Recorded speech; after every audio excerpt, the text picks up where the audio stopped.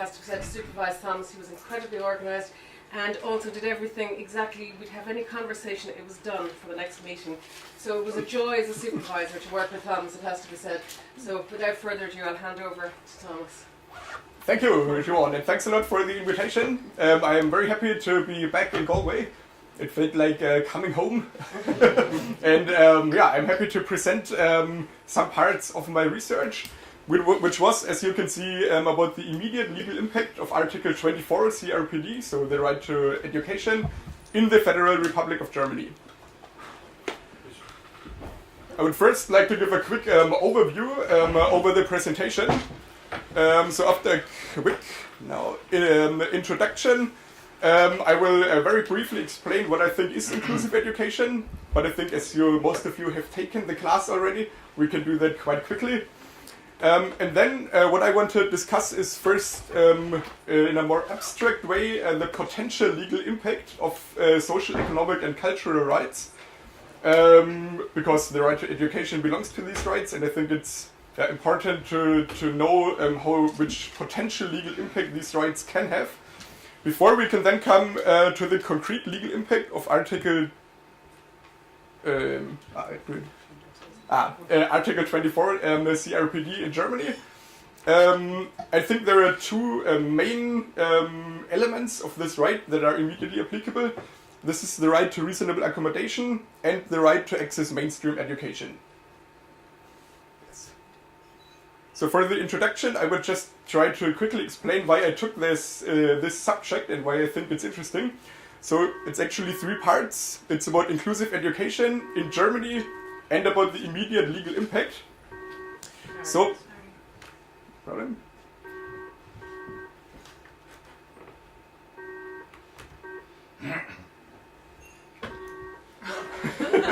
That's never wrong before. It's never wrong before. Who has the numbering? Okay. Okay. Sorry. No problem, no problem. So the reason why I am interested in inclusive education is partly also a personal interest, because some may already know I have a visual impairment myself, and that's why I went to a special school, so a school for visual impaired people for primary school, and then to a regular school later. So I have both experiences and I have some personal interest in the topic.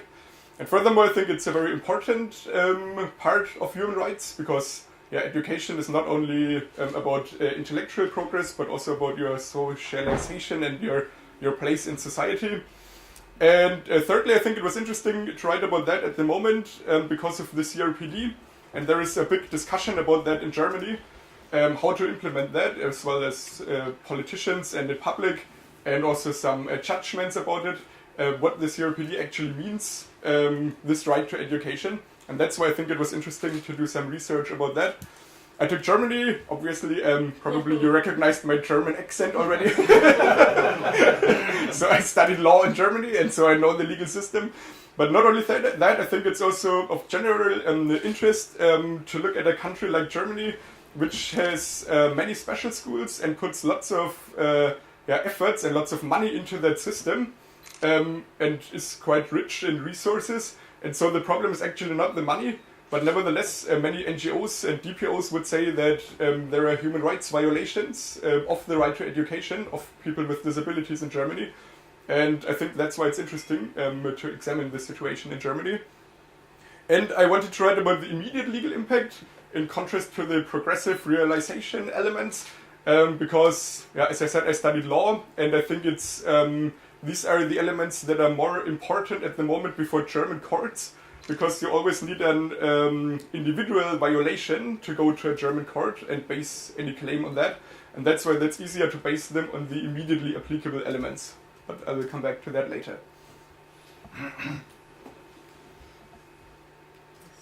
Sorry. So, what is inclusive education? I always like to explain this with these circles and spots. I think you can explain it. It's a development in 4 stages in most countries all over the world, and you can also see that in human rights law. So the first stage was the exclusion. So these circles are the symbol for the education system, and the spots are the symbols for the students. And it was recognized that the state has some responsibility to educate its citizens. But as you can see, only those people who have the same color, so who fit into the system, were included in the education system, and the others were just outside the education system. The second stage was then down here. For example, in the Universal Declaration of Human Rights, it was recognized that everybody has a right to education. So everybody has to be included in this circle of education, but it didn't say anything about how this education should look like. And what happened was that still just those people who fit into the system are in the big circle of the general education system, and all the others are in separated ones.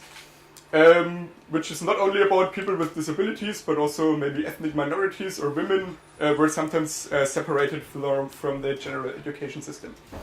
The third stage was then the stage of integration, which you can see here. And it's still, the idea was that if possible, all students should be educated together. But it's still that the normal students have here symbolized like the same color. Are in the general system, and there are some others who it is tried to integrate them into this system, and they get support and help, but then they have to try to fit to the norm and to integrate themselves into that system, and there is something like a norm which they have to try to adjust to. And in contrast to that, you can see here inclusion, which is now the latest development. There is just one big circle of the education system.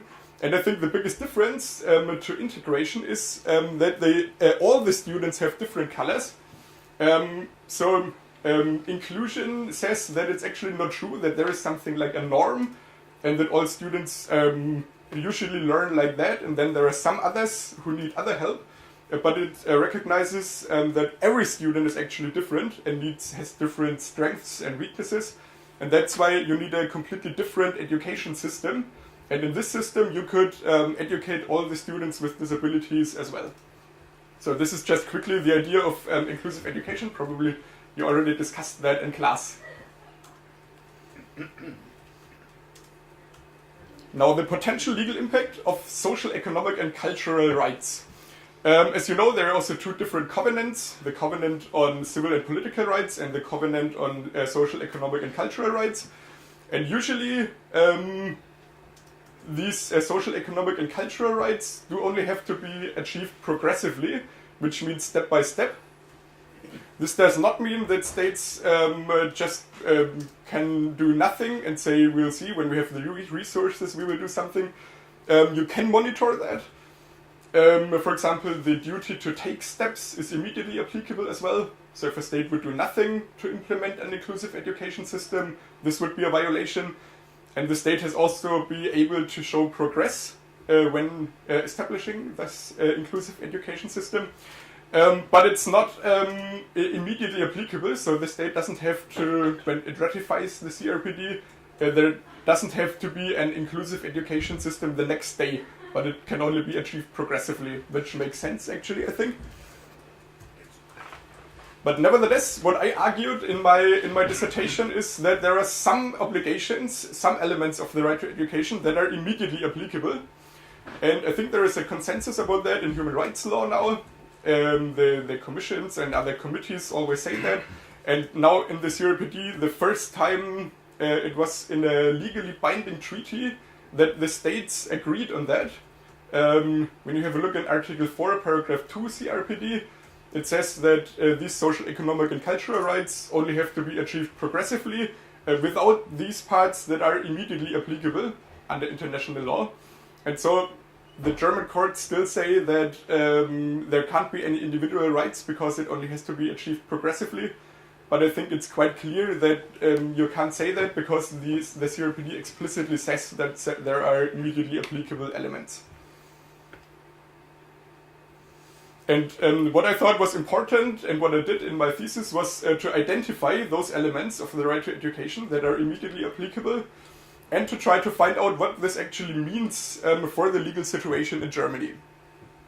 So, first for the legislator, it means that those elements have to be implemented immediately, so it doesn't depend on any resources. the legislator has to steps immediately to implement these immediately applicable obligations.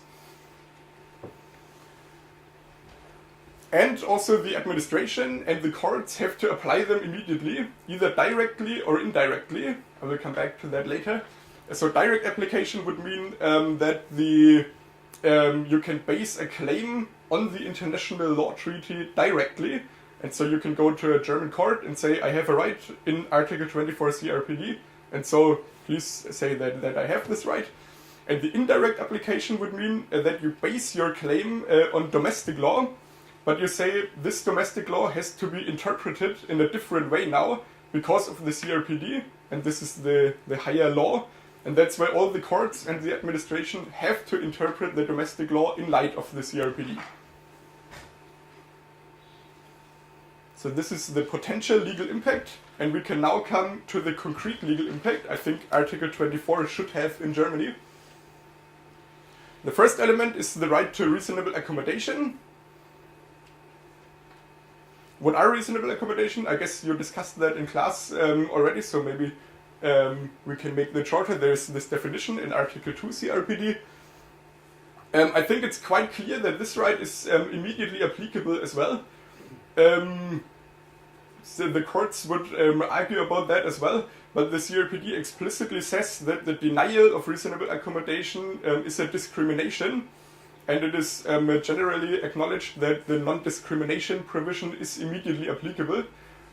So I think and you can also see this in the drafting history, and so it's quite clear that the CRPD makes this right to reasonable accommodation immediately applicable. Now, what does this mean for the implementation in Germany? Actually, we don't really know that concept, and we don't have it in the education system in Germany. There is no domestic law which says that you have a right to reasonable accommodation.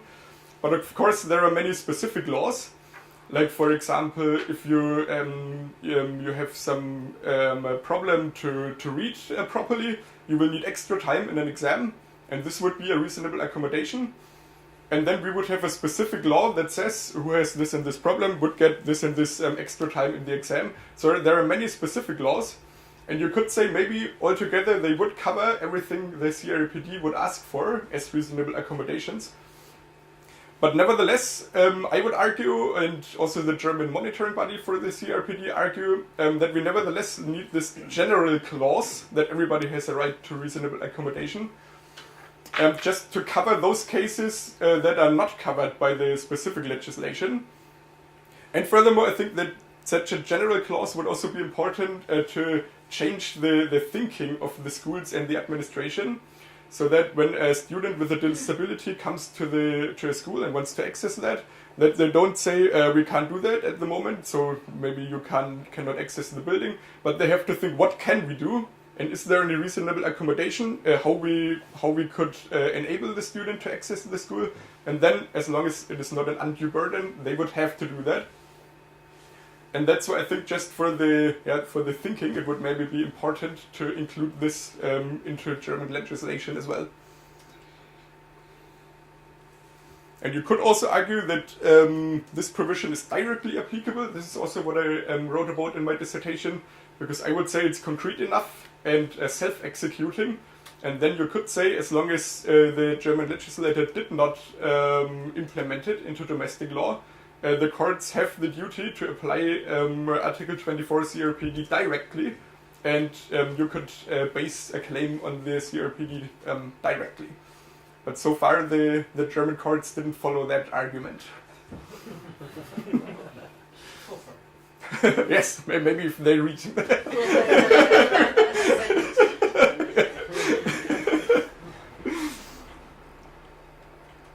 And now we can come to the last point, the right to access mainstream education.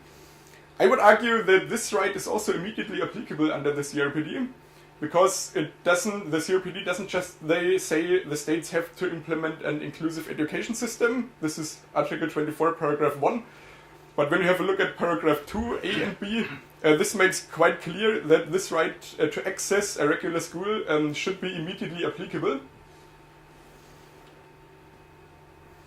And now what I did was to examine the situation in the different parts of Germany, and it's everywhere quite similar.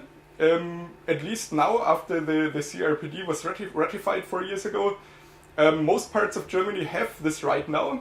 So the domestic legislation says that everybody has the right to access regular schools, but there are 3 thresholds of this right.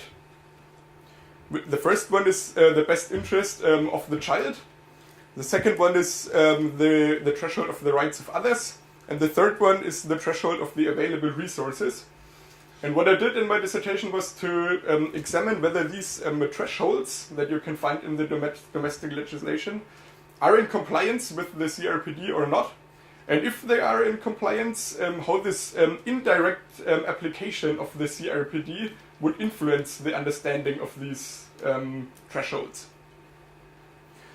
So first of all, this is probably the most discussed, the best interest of the student. Can the best interest of the student be a threshold of the right to access regular schools? And this is really difficult to answer because there are lots of discussions about that, because people who promote full inclusion would say that this can never be the case. It's always better for every child to be educated at a regular school. And in contrast to that, people who would promote responsible inclusion would say, yes, there may be cases where the education at a regular school may not be in the best interest of the child. And I would say, maybe if you establish a really inclusive education system, as I described before, where every student learns at its individual pace and with individual teaching methods, it may be possible to educate everybody in the general school. But if you say this obligation is immediately applicable, you would have to prove that this is in the system we have at the moment in Germany. It would be in the best interest of every child. And I think this is not really the case. There are some cases in which it just doesn't work for the student to be in the regular school. And that's why I think it's not completely against the CRPD to have this threshold in the domestic legislation. But it has to be interpreted in light of the CRPD. And this has the legal consequence that the burden of proof rests with the administration or with the school, and not with the student or his parents. So far it was the situation that the student and his parents had to prove that the student can be educated at the regular school. And if they couldn't prove that, he would have to go to a special school. And this is not possible anymore with the CRPD in place, because the CRPD says normally everybody should be educated at the regular school. And the school authorities would have to prove that it is not possible in a particular case. And bearing in mind that the CRPD takes the view that actually it is better for all children to be educated together. The second threshold is the threshold of the rights of others. Like all human rights, the right to education is not an absolute right. So it can be the case if, for example, a student is very aggressive against others or spits at them all the time, and there is no teaching possible anymore. That the parents of the others say my children don't learn anything anymore, or they are violated all the time. And then it's the question, can this be a threshold of the right to education? What I think is important to consider is the alternatives, because when you say the rights of others are violated, and you take the student and put him into a special school, and he violates other children there, you can't say that this is less bad or something like that. And that's why it's quite difficult to apply that threshold. Especially he could get individual support at the regular school as well in the form of reasonable accommodation, and then maybe you could solve the problem. And the legal consequence of the CRPD would again be that the burden of proof is with the schools and the school authorities, that it is not possible to educate this child with others together, at least at that moment. And then the last one is the threshold of the available resources. This is also a very controversial one, which can be found in all the laws in Germany, actually. And there is a decision of the Constitutional Court several years ago, which says that under the German Constitution, it would be a discrimination to send a child to a special school if it is possible to educate the child at a regular school without any additional costs. And so I think this decision has to be changed now. It's not in compliance with the CRPD, because as we have seen, there is even a right to reasonable accommodation. And if it would be possible to educate the child at the regular school with these reasonable accommodation, there would of course also be the right to access the regular school. And even if this causes any additional costs, it wouldn't matter as long as it is no undue burden. There would be a right. And that's why this decision will have to be overcome. Furthermore, what you have to consider is you cannot just compare how much does the child cost at the regular school. Does he cost more than the other students? But you have to consider as well that the education at the special school is very expensive. Like one student at the special school costs about 5 times as much as students at regular schools. And so you can't say if it is a little bit more expensive to educate him at the regular school than the other students at that school, it's too expensive. Because the idea is that the money goes from the special school system into the regular system. And that's why you have to consider that as well. Yes, and so far the courts don't really apply the CRPD. There are some court decisions already, but they always say it's has only been achieved progressively and is a social right, and that's why there are not any individual rights, and so we don't apply it at all. And what I try to show in my thesis is that there are elements that are immediately applicable, and what they mean, at least for the indirect application. And what I think and hope is that there will soon be another case for the Federal Constitutional Court to change its decisions, and this will then be binding for all the other courts and the administration as well. Yes.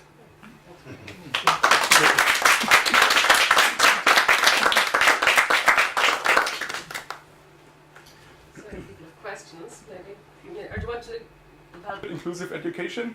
I think what the difference with the CRPD is that it's the first legally binding treaty which explicitly says that we need an inclusive education system. So the other contracts we had were not legally binding.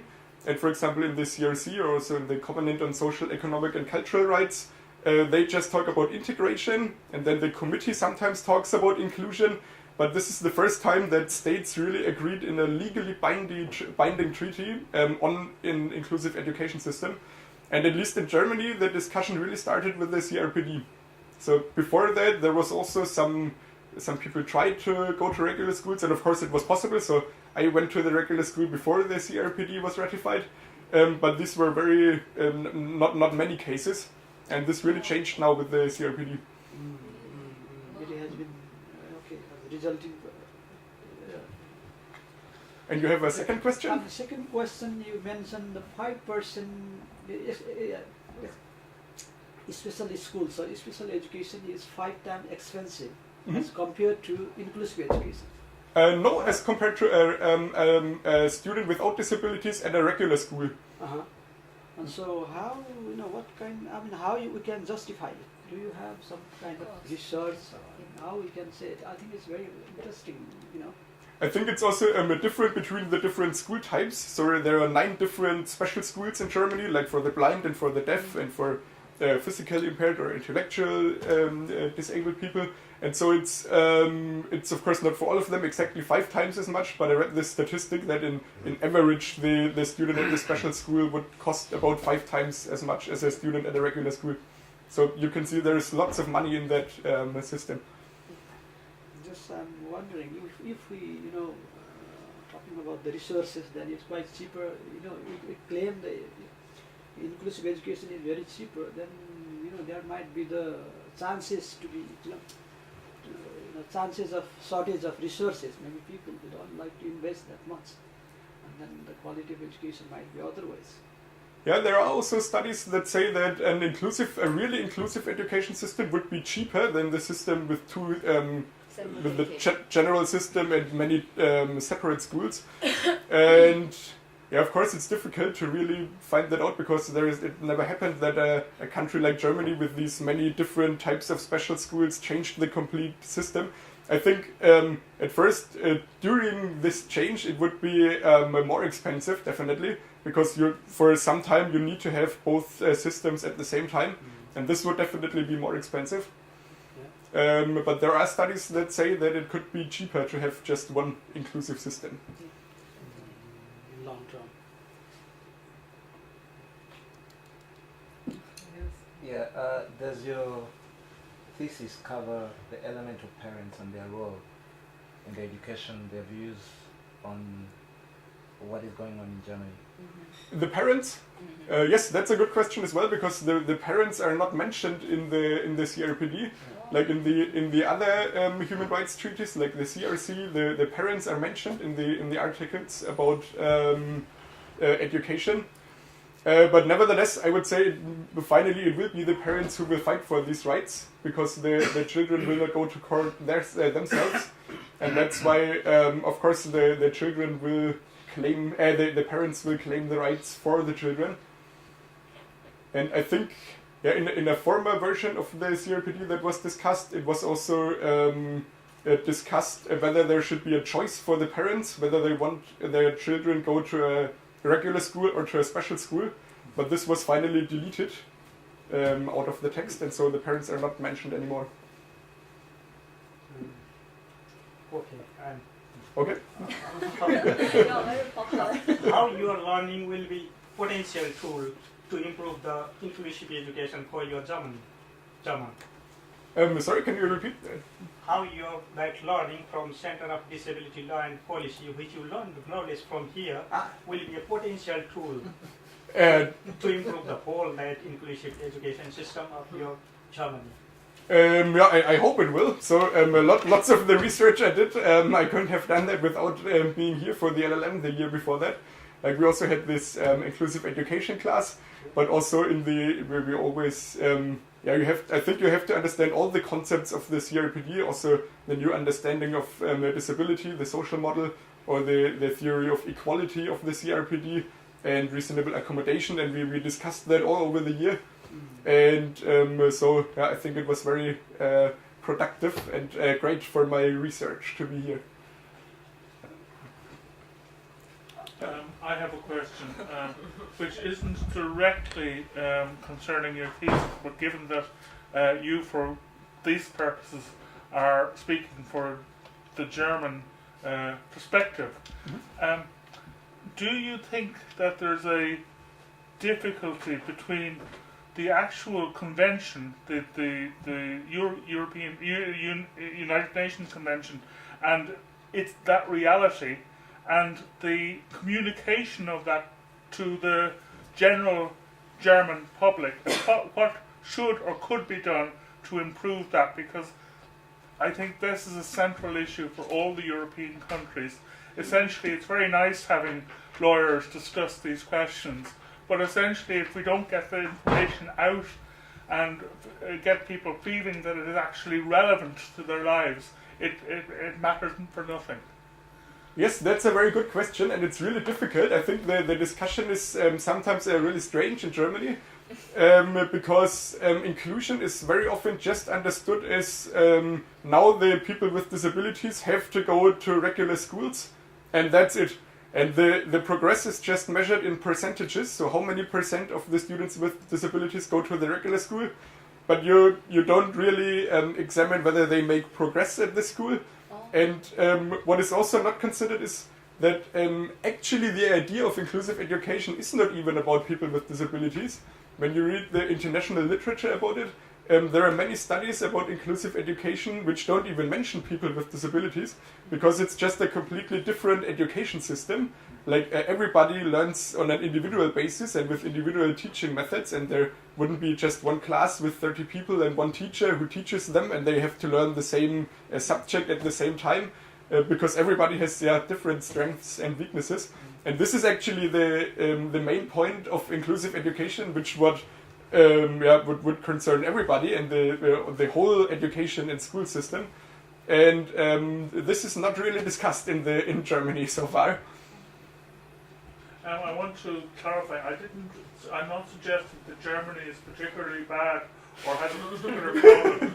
It just happens that you articulated I was able to articulate the question to you. I think that it's an EU problem. I mean, I actually think there's a huge gulf between discussions in institutions such as this and the real world that people have to deal with. I just wanted to clarify, I wasn't being anti-German and this No, I didn't understand it like that. No worries.